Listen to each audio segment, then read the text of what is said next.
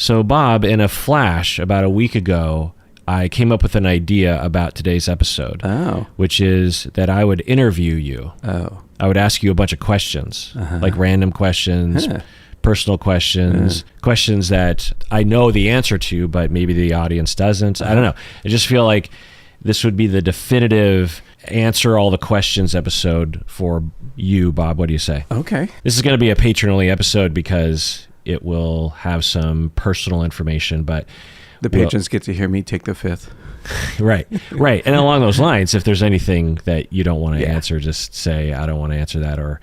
But I'll start with some questions that I think are fine for everyone to hear, that are not just for the patrons. So we'll do a little bit of a interview here for everyone. So, Bob, what's your favorite color? Yeah, I don't really have one. Used to be green. Okay. Musical artist. Tom Petty, Bruce Springsteen. I love Dire Straits. Album. Thunder Road. Song. Wildflowers, Tom Petty. Okay. How's that go? You belong among the wildflowers. Huh? I can't hear you. Not singing for you. What do you order at Starbucks? Grande latte, sometimes 3 pumps and 3 shots. 3 pumps of what? Vanilla. Oh. Favorite movie? Shawshank Redemption. Oh. The Matrix. Okay. Yeah. Favorite movie director? Yeah, I don't really have one of those. I don't pay attention to that. Okay. Favorite TV show? God, Star Trek Next Generation. Oh, really? Yeah, I mean, I got to say something, right? Yeah, I love that show. Yeah, it's a good show. Yeah. Yeah.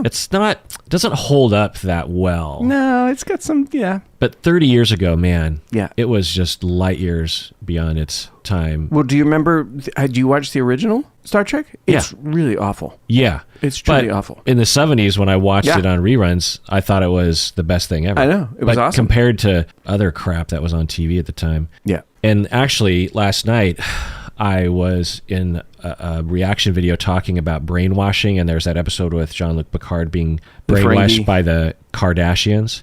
Oh, yeah. Oh, that's tough to watch. And the torture guy is saying, how many lights do you see? And I talked about that, and so after I recorded, I was like, do I have that right? Because in my head, it was the torturer was trying to get Jean-Luc Picard to say that 1 + 1 = 3, but I was like, that's not right. But it was like, how many lights do you see? Right. 5. Nope, there's only 4. Right. Yeah. When I saw that originally, I loved it, but rewatching the scene last night, I mean, I love the idea of it, but the acting, I mean, Jean-Luc Picard's amazing. Patrick Stewart's an amazing actor. Yeah. But in that scene, it's a little goofy. Is it? Yeah. Yeah.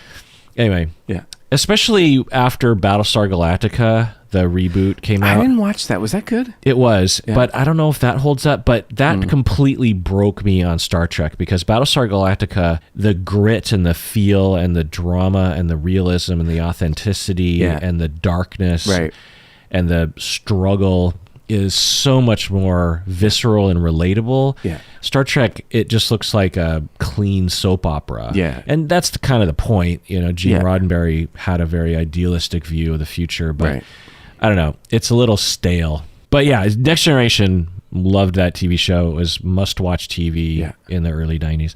The best character is Data. Okay. And I don't, the actor, whatever, he's okay, fine. But Data as a character is really fascinating. Why? I don't know. A decent guy, always questing for the thing that he wants, and he's not morally smug or superior, even though he can outthink everybody. And I watched that Picard series. There were two seasons of that. The second one, not that great, but the first one I thought was fascinating, and it was about Data. And anyways. Yeah, favorite actor. Lawrence Fishburne, he's really good. Well, actually, not in John Wick. He's kind of. What do you like? What do you like about Lawrence Fishburne? I loved him in The Matrix. He was just like really, really cool and smooth and tough, and yeah. And he was on Taxi way back when. Oh, he was. That was back when he was Larry Fishburne. Yeah, he played in. He was a sort of assistant dispatcher up in the cage with Danny DeVito, Louis De Palma. I don't remember that. Yeah, he was in Boys in the Hood as the father. The father, yeah. Great character. Yeah, he's been on a bunch of stuff. Right. Favorite art piece? One of your favorite art pieces? Oh, we saw the David in Florence. That was amazing. Favorite book? The First 15 Lives of Harry August by Claire North. What's that about? It's fascinating. That one, she has an amazing that's not her name. It's one of her writing names. She has an amazing imagination. It's about this guy who gets reborn at the same year, and he'll live a life, however long it takes, and then he'll die, and then he'll be reborn back in the same year, and he'll live that life again.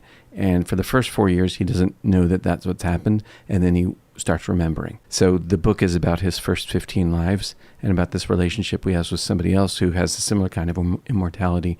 And the thing that you have to do is you have to keep your birth date a secret and your birthplace a secret, because if somebody knows what that is, they can interrupt your birth, and then you're never born, and then that's it. This one is about, he has a person that's originally a friend and then turns into an enemy, who he's trying to find that guy's birth date to stop him from being born because he's doing bad stuff. And there are several people, and they pass messages from the way past into the future. And, you get reborn, you get the message, you go into the future, you pass it on to somebody else who gets reborn, and they pass it on until finally it makes its way to, or you can pass it into the past. Like I die. Mm-hmm. Anyways. Right. You at the age of 10, yeah, have a message that you give to someone that's about to die. Yeah. They get reborn 70 years earlier. Right.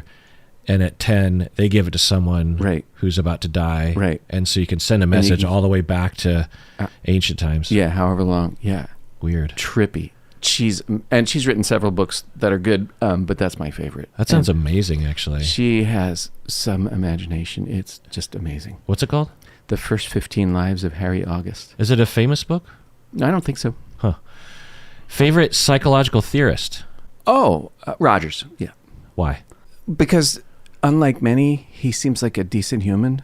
And because the thing that he taught us is just so basically good and decent and useful that employed properly, you can work miracles. Mm-hmm. I don't know what you think about this. I think most of his theory is rooted in counseling technique as opposed to, psychological development. Though the one thing that he thinks that I really appreciate is that all humans have within them a capacity to self-actualize, essentially, and that's not his language, and that the job of therapist is to respect that, believe in that, and through a relationship, help that grow. Mm-hmm. Yeah. Yeah, I mean, I think the way that they would say it, the humanistic folks, is through a facilitated self-reflection. I don't know how much they framed it in relational terms, Mm-hmm. That's how you and I would, of course.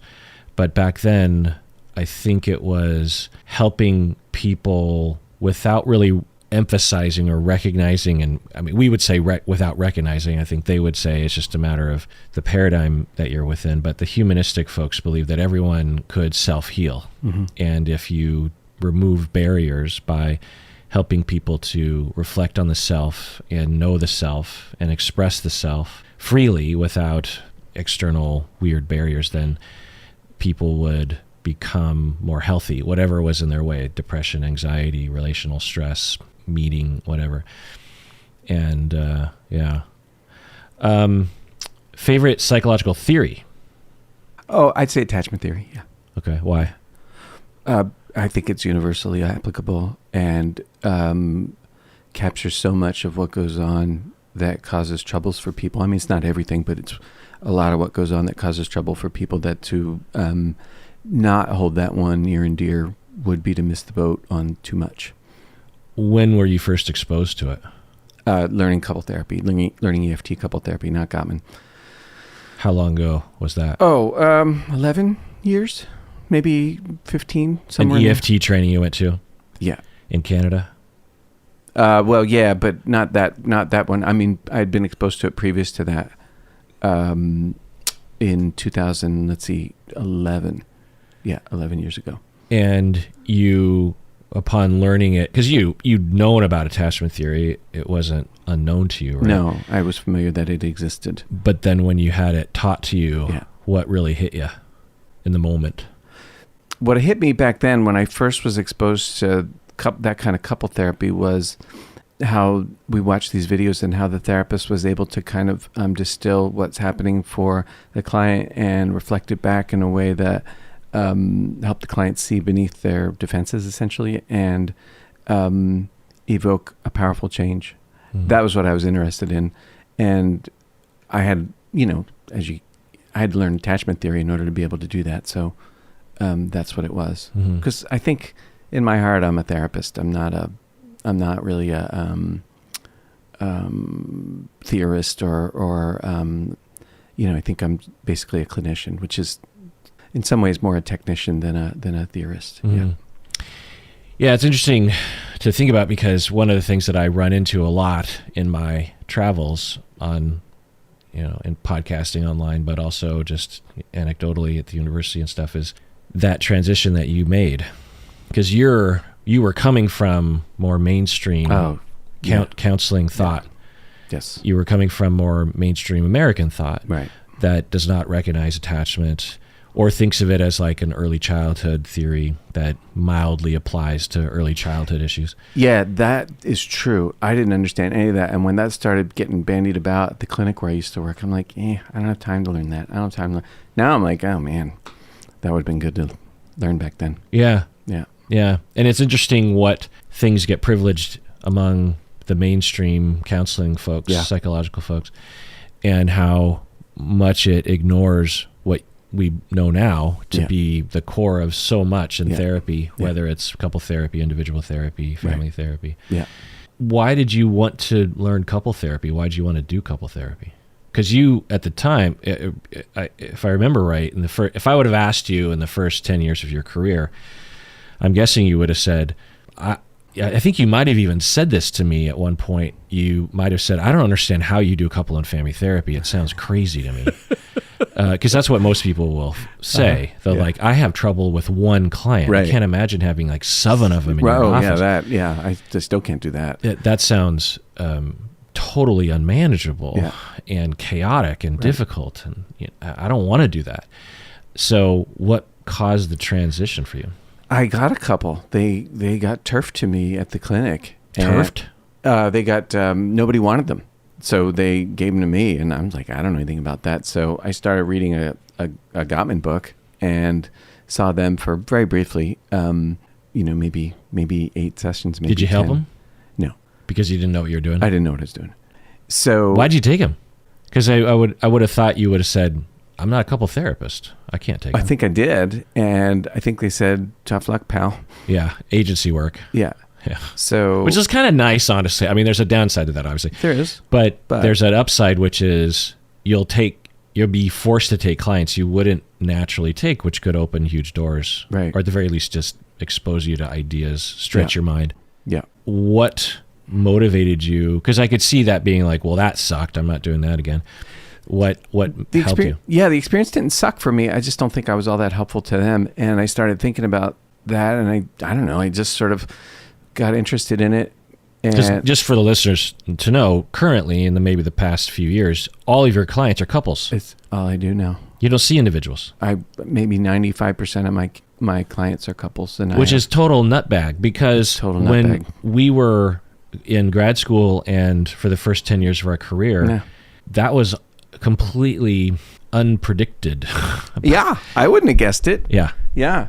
I was the couple therapist. You were. And you were the individual counselor. Right. And you didn't know anything about. No. You had no training. No interest. No interest. Yeah. No exposure. Nope. None. Yeah. And I was single most of my life. So, the thought of working with couples was like, I didn't understand any of that because I never had a partner. So. No. And you're possibly, top 1% couple therapists in Seattle or the world or something. You know what I mean? Like, thanks. It's quite an accomplishment. Yeah. Do you think it was a calling? Do you think it was within you, like it touched on something, or was it just the choice you made? Or was it the fact that the couple didn't turn you off from it? Or, because think if it was a horrible couple that you worked with, you would have been like, well, I'm never doing that again. If they attacked you and said you're terrible at your job or something. Yeah. Well, it's funny because the first, 10 years of trying to learn that, I was learning Gottman, which, I never hear you talk about. I use it. Yeah? I talk about sometimes, maybe not with you. I haven't heard you talk about it. But yeah, what I use it for, I don't use the technique. No. I use the theory and the research and the findings, which I find to be extremely useful. Yeah. And half of it is counterintuitive, but the data is the data. Yeah. You know? Yeah. So like 60% of couple conflicts go unresolved, even for satisfactory, long-lasting marriages. Right. And it's like, well, that's counterintuitive, particularly for us therapists, right? Yeah. So I am those data are extremely valuable. Yeah, agreed. Because there's no other research group like John Gottman and his people. So, but the theory or the therapy technique that I've been trained in, and I have trained, I've trained people in it. I have to heavily modify it when I'm teaching it so I can make it more useful to me. Yeah. You know? But I think it can be used pretty well to me, it's basically like a brief, pragmatic, cognitive, behaviorally influenced form of therapy. It's got existential in there and humanistic stuff in there a little bit, but it's not very recognizing of attachment theory or corrective experiences, the core of the way you and I see humans. It's in there kind of, but it's not really emphasized. And I've also seen Gottman, I don't know if Julie Gottman John Gottman's wife is a clinician. John Gottman himself is not a clinician. He's a researcher. So the technique is mainly discussed and developed by Julie Gottman. Yeah. He was also a brilliant writer and speaker. And so her ideas, I think, incorporate more the things that you and I talk about, but just not explicitly. But I've seen a lot of people use Gottman in this way that I find to be extremely problematic. It will basically, they'll hear one of the four horsemen of the apocalypse, right? So listen to all of my episodes on John Gottman. I won't bore people with it right now, but essentially they found there are four signs, behavioral signs, that are highly predictive of divorce in a marriage. Even when you ask the couple, do you think you're going to get divorced? They're like, no. But when they look at the data, and they did these large research studies, well-funded, University of Washington, my alma mater here in Seattle, that were over a long period of time. And so they coded all these behaviors between the couples and then tracked them over 10, 20 years, and then found out which ones stayed together and which ones didn't, which ones were satisfied, which ones weren't. And then they went back and said, okay, what were the differences? And they found that there were these four different horsemen of the apocalypse, to use, the Revelations motif in the Bible, Christian Bible. But and one of them is stonewalling, for example. And when I see people utilizing Gottman theory, I think in an unhelpful way, they'll find someone stonewalling and they'll just tell them to not stonewall. Guilty. They'll be like, you're stonewalling, you need to not do that. And then that's as far as they go. They did, but it doesn't look shaming because it looks therapy. It looks like caring, well executed therapy, but it's not. No. It's just shaming the client into not doing something and providing no basis of understanding as to why they're doing it, what the emotions are, what their triggers are, what their schemas are, how to actually correct for that. Yeah. You're just telling someone to not do something. It's like slapping. You're depressed. Don't be depressed. Stop thinking depressed thoughts. Do more happy things. It's like, so it really, in fact, I won't go into the detail, but I was watching a demonstration of therapy, and I don't know if this is where the guy was coming from. For those who watch my reaction videos, I'll just say that I don't know if that's what I was seeing, but at least the way it was edited, I think I might have been seeing that, and it was getting under my skin so much that I actually reacted pretty strongly, but I cut it all out because I was publicly commenting on someone else's work, and I know enough to know that I don't know enough about what really happened, because it's heavily edited and that kind of thing. But yeah, so you were like that in the beginning? Oh yeah, I took all that training. I spent 8-9 years learning Gottman, did all the coursework, did all the supervision, and then decided not to get certified in it. And at the time, I had a choice because Sue Johnson had come to Seattle and given a one-day talk, and I went to it, and I was sort of on the fence, and my friend Noelle and I were both sort of like, what do we want to do here? And my old supervisor, David Taylor, these are part of the reasons why I got interested in couple therapy, is because my mentor was interested in it, and one of my really good friends, who's a colleague of mine, taught DBT with me for many years. Anyways, I called him up, and I said, well, I have a choice between, I can go up to Canada and learn EFT, or I can stay here in town and learn Gottman. And what do you guys think? Continue to learn Gottman. Yeah. Well, really start like formal training as opposed to just reading a book and whatever. They were like, well, John Gottman and Sue Johnson are friends. And I sort of thought, well, maybe it's just a toss-up, and at least I won't have to travel, because I didn't have a lot of money, and that would have been pretty expensive. And if I could do it over again, I would have just bit the bullet and did the travel. And so this was Gottman at the beginning of your journey. Oh, way back. Yeah, this would be 2000, 2001, somewhere in there. Yeah. And you saw couples in the aughts? Yeah. But not a huge portion of your clientele. No, maybe 20, maybe 10%. Yeah. And I wanted to. And I was doing all this stuff with learning Gottman, and but yeah. And when you think about your work in the aughts, really? Not good. No, not good. Not good. Huh? Why? Because of that sort of, it's punitive. You could say to someone, yeah, you're in contempt right now, which might be a fact, but it isn't a useful fact unless you're going to add something to it. Like, if that's happening, it's happening for a reason. So what's going on underneath? What is the person trying to accomplish? Because they don't actually want to poop on their partner. They don't want to. They might be. Okay, fine. But whatever defenses we've learned, we've come by them honestly. And so if one just stops there, then one does no help. And I did. I stopped there. Nowadays, I see that sort of thing, and I'm like, well, must be a reason you're doing it. And whatever it's doing for you, maybe it's trying to help you get safe. Maybe it's trying to help you get connected. Well, golly, you deserve to have those things. So, right. And so now my big word is narration. Can you just narrate that to your partner? Yeah, I'm pooping on you. I don't wish to, but this is the only way I know how to get a connection with you, even though it's sort of backwards. Right. Because what I really want is a connection with you, which is transformative, as opposed to punitive. Right. Let me just write you your ticket. Here's your contempt ticket. Or instead of just being suppressive, suppress that impulse. It's, as you say, transformative in that it's like, well, it's generating from somewhere. Let's go to that foundation and point you in a different direction. Yeah. More vulnerable and less contempt, less anger, hostile base, more vulnerable base and back and forth vulnerable, taking care of each other. And then it'll not only result in no contempt, but no reason to have contempt. No reason to have contempt. Yeah. So I'd say an intermediary step between Gottman and EFT for me was Dan Weil. You know that guy? No. Dan Weil, he does a thing called, well, he's dead now, but collaborative couple therapy. Mm-hmm. It's mostly psychodrama. So what he does is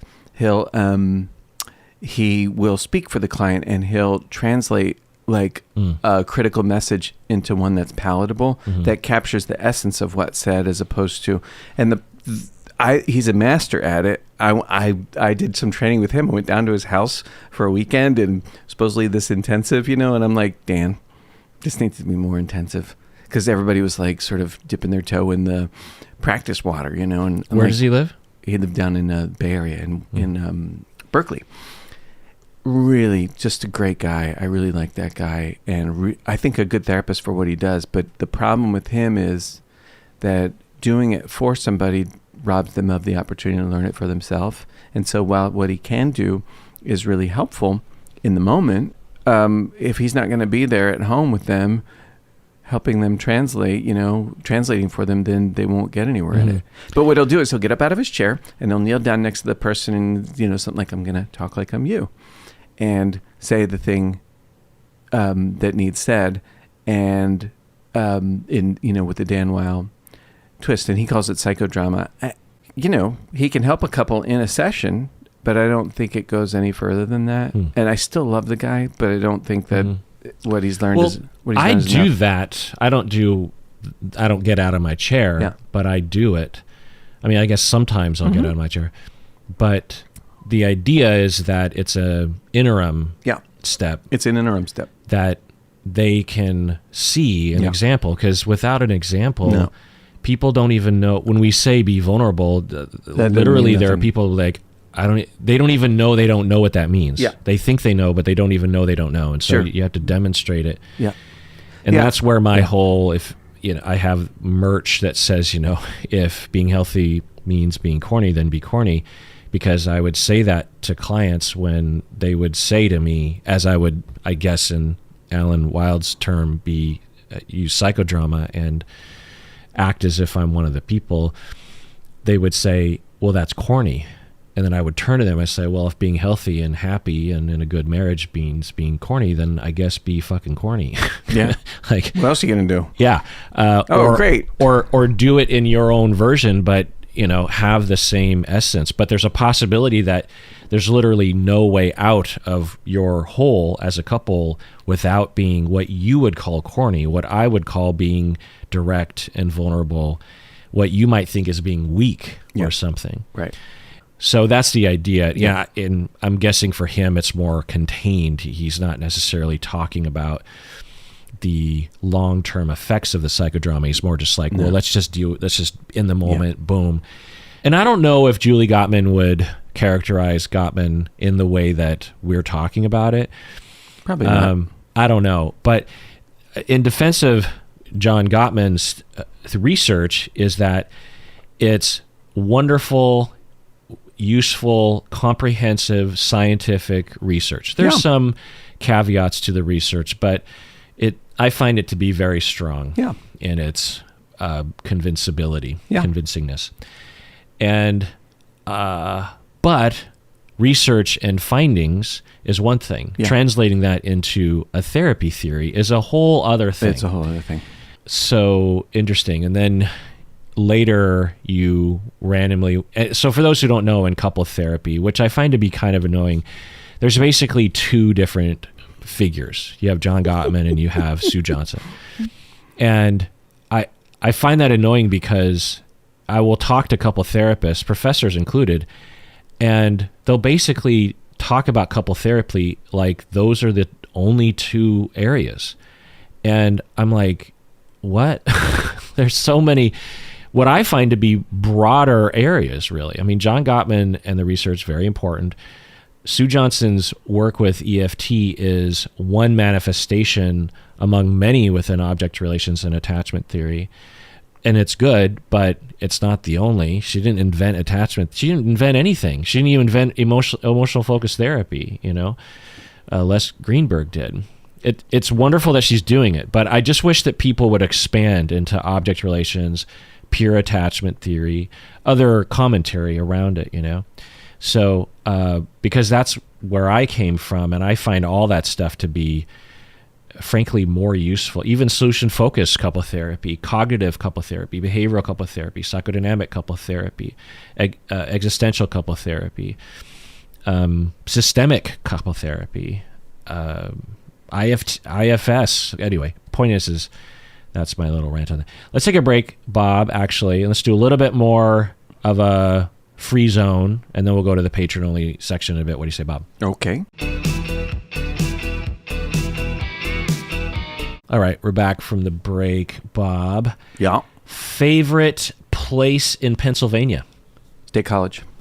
State College. It's a town. Oh, what do you like about it? It's just beautiful there. And that's where I went to school, so I have a lot of memory there associated with that. And it's just lovely old campus. It's kind of like UW, old trees and just really lovely place. And I like that town, and it's a small little town, getting bigger, I guess. But I lived there for a couple of years after I finished school before I moved to Seattle, and I just have fond memories of that time in my life, and I like it there. Favorite restaurant in Pennsylvania? One of your favorites? Well, we went to a place called Bridget's the other day for my mom's birthday. Because you were just out there. Yeah, we were just out there. So a couple weeks ago, oh my God, it was fantastic. My brother in had where? this. Huh? What town? It's outside Philadelphia. Oh. Ardsley. And what's the restaurant called? Bridget's. What'd you like about it? Well, I had a really delicious steak. Colleen had a really delicious piece of halibut. My brother had this slow roasted pork shoulder. That was so good.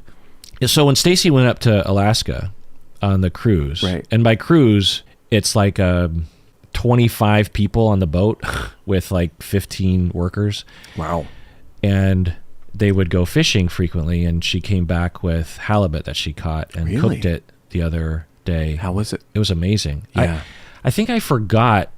I think halibut is not appreciated enough. Oh, I don't really like fish. Halibut's amazing. Yeah. I feel like in Seattle, it's all about salmon. Salmon. Yeah, they like salmon here. I'm not a big salmon fan. But yeah, I feel like I'm a little burnt out on salmon. Are you? Yeah. Yeah. And, if you're Japanese, you're into tuna. And I'm a little burnt out on tuna. Yeah. I mean, I love it. A good tuna steak and raw is good. Oh, yeah. But halibut, I feel like it doesn't get its due. Hey, we were at Flint Street Cattle Company. Oh, yeah. Flint Creek. Yeah. You turned me onto that place. So we went there on Saturday, and Colleen had sea bass. Oh, it was amazing. Yeah. I don't even like fish. And I'm like, wow, that's really good. Yeah. Sea bass I find to be fluffier than halibut and good. Favorite Seattle restaurant? Or one of your favorites? Favorites, yeah. Oh, Sandpoint Grill. Oh, and Grill. the Ridgecrest. I love the Ridgecrest. And the Easy Monkey is really good. Oh, boy. We're plugging these places. Maybe someone do a tour. The Easy Monkey in Shoreline? Yeah. The Ridgecrest, that's where you and me, we spent some time there. Of course. But the Sandpoint Grill. Where's that? Down Sandpoint, like in Laurelhurst. Okay. Like north of the Children's Hospital. Okay. On Sandpoint. Huh. Favorite park in Seattle? Favorite park. One of your favorites. Oh, okay. Do you go to parks? Well, no, I don't. So Hamlin's nice. You and me, we went for a walk in Hamlin once. I was in Hamlin Shoreline, yesterday. but it used to be Seattle. Yeah. Favorite Seattle bar? One of your favorites? Well, I like the Ridgecrest, even though it's not really Seattle. What do you like about the Ridgecrest? What was the one we used? The Lava Lounge. Oh yeah. Oh, it's so gone. Well, I sent you a picture. I think COVID. I think the pandemic killed it. Is it something else now? No. Well, I don't know. Yeah. It didn't look like it was being renovated anytime soon when I was down there. But what'd you like about Lava Lounge? Oh, you and me, we had some good times there. Yeah. It was fun times. And it was real kitschy, and it was very comfortable. Shuffleboard. They had that shuffleboard table. Yeah. And they had an asteroids game. Favorite Seattle viewpoint? Oh, from Alki, either looking west towards the water or east towards the city skyline. Okay. Yeah. So Alki Beach is this really long stretch of coastline in West Seattle. Yeah. And you can see the best skyline of Seattle from one vantage point. Yeah. And you go around the corner and you can see all of Puget Sound. Yeah, it's beautiful. And the ferries and all the people playing volleyball. And right. Favorite fast food joint? Dick's. What do you like? So in Seattle, we have a place called Dick's. Mm-hmm. Spokane, they have a different Dick's there. They do? Yeah. By the way, for you and me to say Dick's, it's just like saying McDonald's. But to everyone else, like Stacy, because Stacy grew up in Seattle, but then she lived for a time away from Seattle, and then she came back. And when she hears Dick's, she just hears Dick's. But to us, Dick's is... It's like an old timey McDonald's. It's a walk up. It's not even a restaurant. You just walk up and order at the window. Yeah, and there's like 4 or 5 of them around Seattle, and they go way back like to the 40s or 50s or something. They're old, and they haven't changed their menu. Nope. They have very low prices. They pay their employees really well. They always have. Yep. I think they even put them through college now. They're always busy. Yeah. So if you just had their hamburger, what's your favorite hamburger? Well, the deluxe. Okay. Which is... so deluxe is 2 patties. Yeah. It's not a giant hamburger. No. And special sauce, like some kind of tartar-ish sort of sauce. Yeah. And, not huge buns. No. Pretty simple. Yeah. And then their fries are kind of floppy. I like the fries. But they leave the skin on. But not soggy. No, they leave the skin on too, which I'm a big fan. And they make the fries right there. They have the potatoes, and they go ka-chunk, and then they cut the potato right there. They put them in the fryer and da-da-da. And so and if you had a Dick's meal without knowing it was from Dick's, you know what I mean, and not having been to Dick's, would you actually love their burgers and fries, or is it the nostalgia? Yeah. I think I would just like it if that was what was served on the menu there at dinner one night. Yeah, that'd be good. Yeah. Though I should expand my answer here. Taco Del Mar. Love Taco Del Mar. Fantastic. So I think that might be a Seattle thing too. Yeah. Taco Del Mar, lots of them, especially back in the day. I don't know if they are as prevalent, but Taco Del Mar is like it's like a Subway sandwich shop. Yeah. In that you walk up to the counter and you order, and then you can kind of say, okay, I want the tomatoes, but they have quesadillas and tacos and nachos and burritos. The biggest thing for me in college was their burrito, because for a pretty low price, I don't know how much it cost back then, but it was affordable for me in college, which is saying something. Right. And it was this giant burrito packed with beans and rice and, sour cream, and it would fill you up for a really low price. Yeah. So I could eat that every day. Really? I love Taco Del Mar. Like better than Chipotle or I never been to Chipotle. Neither have I. Yeah. I don't think. Or all the various taco trucks. There's Taco Time. Taco Time I love. They have good. That's definitely local. Mexi fries, right? Which are essentially tater tots with some spicy sauce on them. Yeah. They're good. Yeah. And I love their burritos as well. Good. Yeah, it's good food. Yeah. They have a spicy burrito that is legit spicy. Really? Yeah. But you don't see that too much. Yeah, their spicy chicken burrito thing. That's my order. Me and Stacy get Taco Time probably once every couple of weeks. Wow. And yeah, I mean, halfway through that burrito, my whole face is snotting and tearing up a little bit. Right on. And I've like to think of myself as someone that can handle a little bit of spice. Yeah. You know? But even compared to like the food trucks around Seattle, the food truck culture in Seattle is pretty great. So, it is. I just never go to Taco food Del trucks. Mar. Yeah. I mean, I guess you know what you're getting when you go to Taco Del Mar. That's right. It's a known quantity. Yeah. But I never go to food trucks. Oh, well, occasionally Ridgecrest has food trucks parked out front. But they don't have taco trucks out there. No, they don't. They have. Well, they have. There's a Filipino one. Yeah, there's a breakfast one. Can you believe that? Like French toast sticks, that kind of thing. Yeah. But they do have one that it's like Peruvian Mexican or something like that. I don't know. Favorite type of sandwich, Bob? Oh, favorite type of sandwich. Well, these days it's ham and Swiss sliders at my house. Ooh. What do you put on it? A little spicy mustard. That's it. And do you toast a Hawaiian roll? No, on a King's Hawaiian roll. Like what? Because King's Hawaiian rolls, those things are very airy. Yeah. So when you actually eat it, the bread smashes quite significantly. Yeah. You know? Yeah. Okay. They have nice flavor though. But my favorite sandwich. What kind of ham though? What kind of ham are we talking? Whatever deli ham that they have. Yeah. Like actual cut deli ham from. Yeah, like the big slice. Boar's head. Yeah, that sort of thing. Yeah. Okay. Like a lot of ham, or are we talking just like a conservative amount of ham and Swiss? These are the foods we eat when we're trying to lose weight at my house, so we are, proportionally Isn't there conscious. a thing in the Northeast of like a ham and cheese sandwich of some kind? Don't they call that something out there? A grinder?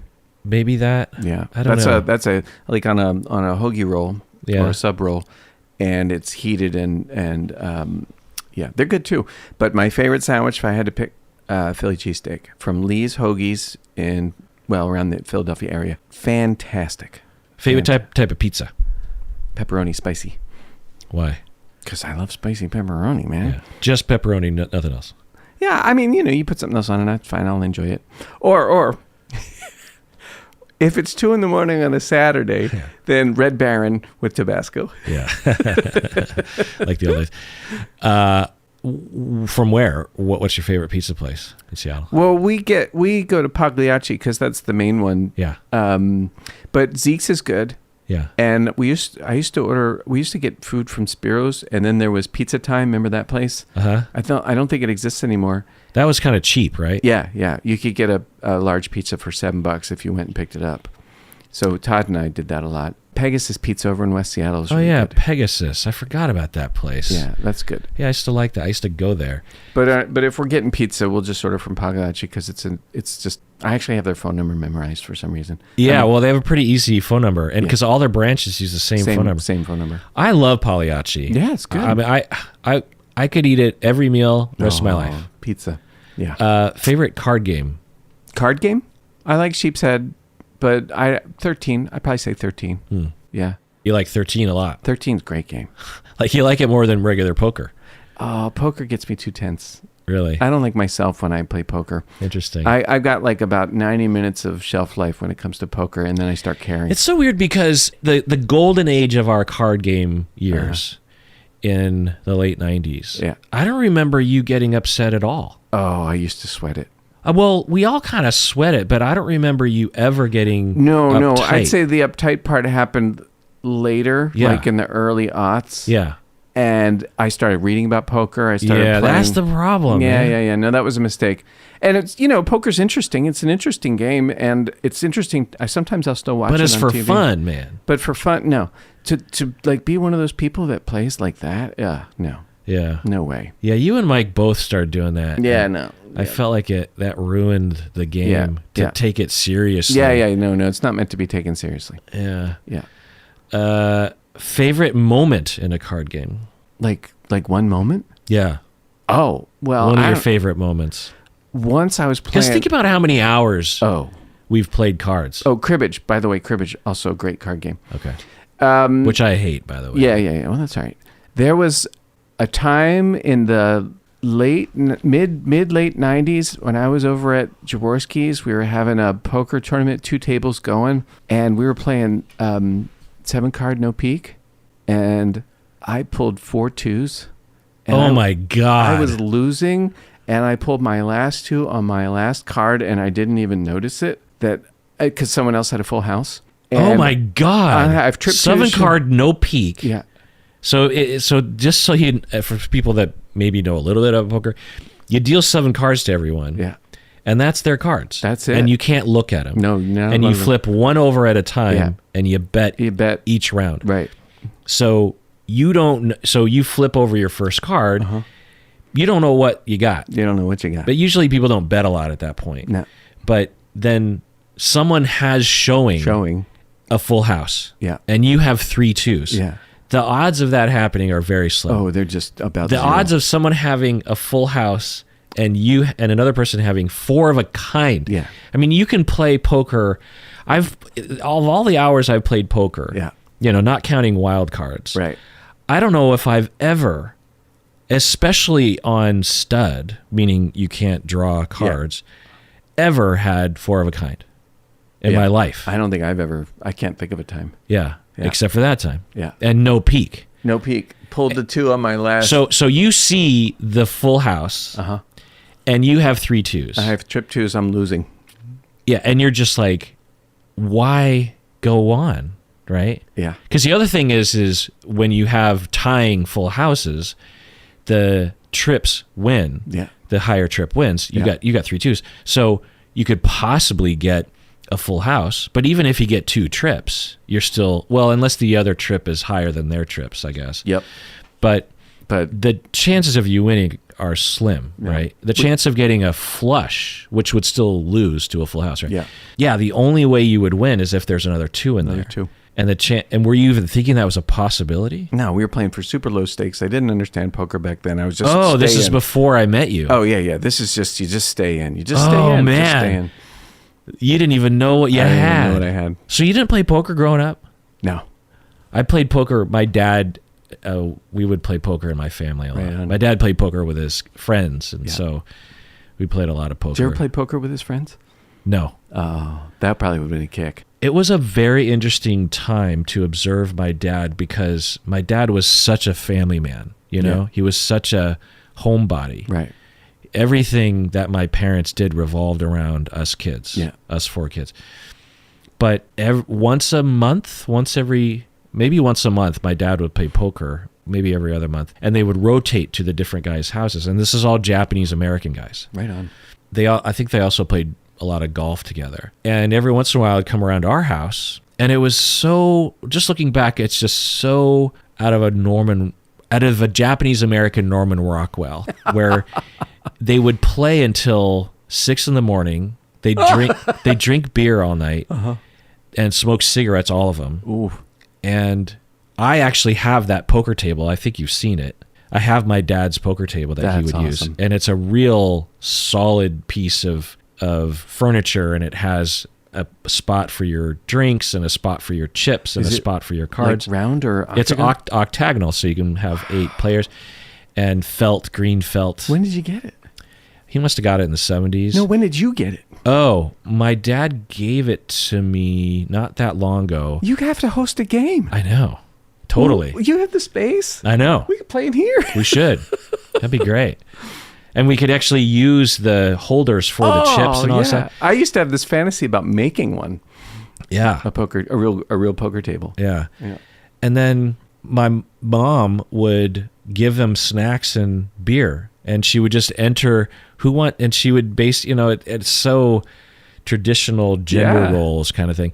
And I would be 7 years old, kind of overhearing. I wasn't really allowed in the room, but every once in a while I would overhear, or I would be near, or maybe I'd do a walkthrough or something. And I remember just completely being flabbergasted by the fact that I had no idea what they were saying and what they were laughing about. They were speaking English, but I didn't have any context. And it was a very weird feeling for me because my parents didn't do anything that wasn't centered around us. Yeah.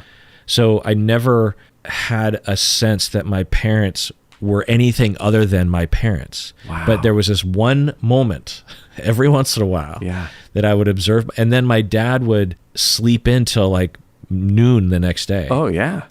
And that was weird too. Yeah. Because my dad always woke up early in the morning. Right. And for him to, sleep in and then kind of get up groggy, walk around the house in his tidy whities. Yeah. But that's probably a hangover. Yeah. But I didn't know it at the time. No. And so then my dad would also play penny poker with all of us kids in a different sort of a manner, of course. But do you know what kind of stakes that he played with his friends for? I think it was like significant for lower middle class suburbia. I don't think it was without its emotion. I don't know what the stakes would have been, but there were dollar bills in the middle, kind of a thing sometimes. Yeah. Does he still play? No. Yeah, I don't. At some point, that whole crew didn't play. Maybe starting in their 40s or 50s. It's been a while. My dad's turning 80 this next year. Would he play if you invited him? Yeah, my dad. Yeah, absolutely. We could play in your backyard when it gets warm. Yeah. Or on your deck. Yeah. Oh, wow. Or we could play at my deck, at my house. Yeah. Bring the table. I mean, I would love to play more cards. We always talk about this, and occasionally we do. I know. Hey, it's Thanksgiving weekend coming. Yeah. Let's play. Okay. My place on my table. Okay. I'll get an email going today, and we'll see who can come. How about Saturday? We'll have to confer. Because, we'll of course, confer. Stacy would have to be involved. All right. Okay. Right on. Okay. Well, let's check it out. Yeah. That'd be fun. Last question before we go to the patron zone. Favorite podcast episode? Podcast episode that you've been a part of? Yeah. It's meaningful to me. The one that's called Two Therapists Crying or something like that. Yeah, I'd say that one because that one seemed to have a pretty broad impact on the world. So we got a lot of emails about that. So I always think, well, one email is probably 10 people being impacted. So that's a good one. Yeah. So you gauge favoriteness on the impact it has on others? Yeah. Okay. Yeah. All right. So let's end it there. And then the rest of this is going to be more personal. But it will be just for patrons of the podcast. So go to patreon.com, become a patron, do it now. And you can learn all my dirty secrets.